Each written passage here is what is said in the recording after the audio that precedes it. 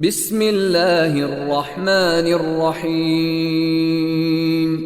وإلى ثمود أخاهم صالحا قال يا قوم اعبدوا الله ما لكم من إله غيره قد جاءتكم بينة من ربكم هذه ناقة الله لكم آية فذروها تأكل في أرض الله ولا تمسوها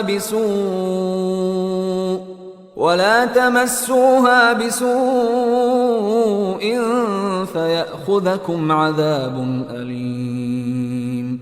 واذكروا إذ جعلكم خلفاء من بعد عاد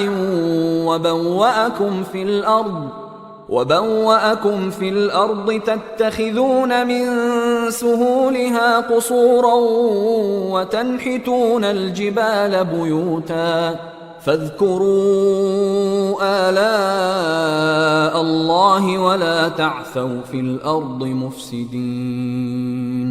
قال الملأ الذين استكبروا من قومه للذين استضعفوا لمن آمن منهم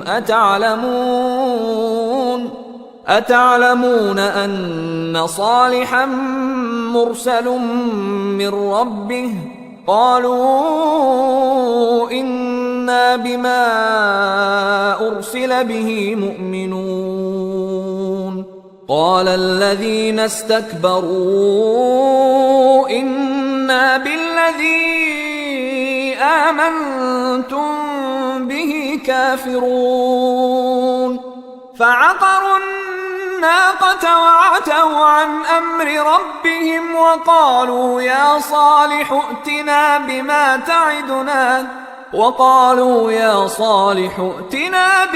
تعدنا إن كنت من المرسلين.